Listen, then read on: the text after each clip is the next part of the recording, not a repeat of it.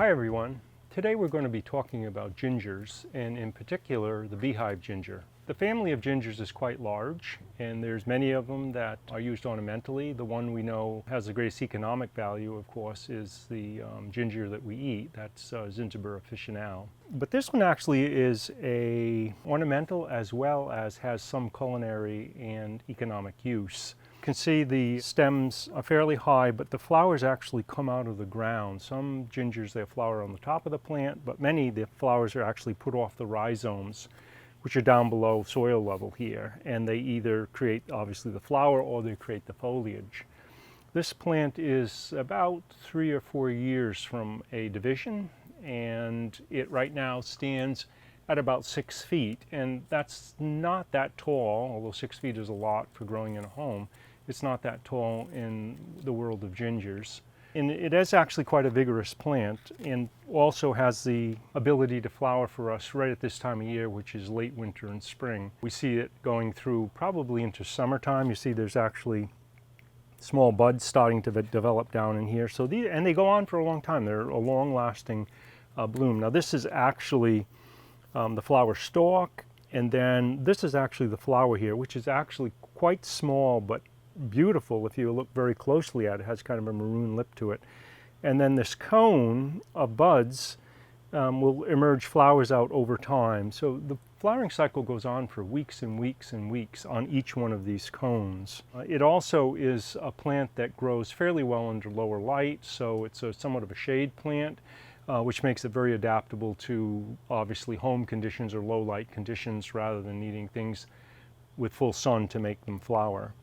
Another interesting part of this plant is that these cones, you have little dips in them and they're filled with water, so you actually can, if you squeeze it, you can actually get water out of it. And the water is actually produced by the plant and also used as an additive for hair conditioning and shampooing. There's also some medicinal uses for it. It's also used for skin, put on your skin. And there's also parts of the plant that can be eaten. We like to actually grow it just because it's a beautiful thing and has these really cool flowers that get protrude out of the ground and rise up. As far as its culture goes, it needs to have good light. I would actually give it some direct sunlight if you're growing it. You can keep it quite contained in the plant. The rhizomes on this don't really run a lot. They stay pretty tight. You can see all the stalks that have come out of this over the last couple of years. So it doesn't take up a terrible amount of room in terms of space that way, but this way it does. We've tied this off with a string because otherwise in an open situation this would probably open right up on you, but you can keep it contained. Also in terms of culture, it does appreciate pretty even water. It's more of a plant that enjoys kind of a constant state of moisture to its root system. There also are 2 forms of this. One is red and the other one is this golden color. If you put this in full sun, we're in a lot of diffusion here, but if you put this in full sun, it gets much brighter than the golden tones that it has right now. But still, it has a lot of beauty even in a shaded situation. There are very few problems with insects on this. I don't think we've ever sprayed it for anything. And the root system is pretty strong. Now this is a warm house. This runs at above 60 degrees. Not sure how much cold it can take. I'm sure it can take some, but I wouldn't want to grow it in a really cold greenhouse like down into the 40s. It might suffer if you do that. So we consider this a tropical plant. This is just starting to bloom right here. You can see down at the bottom, and the next blooms come from there.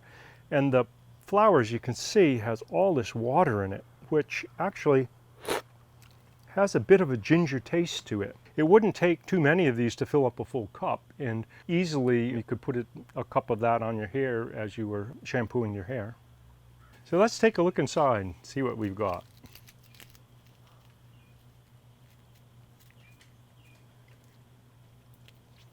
You can see the water just pouring out of that.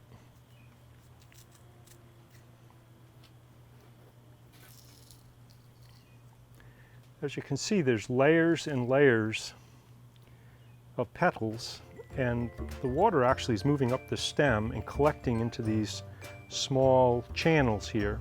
There's a new bud forming right there.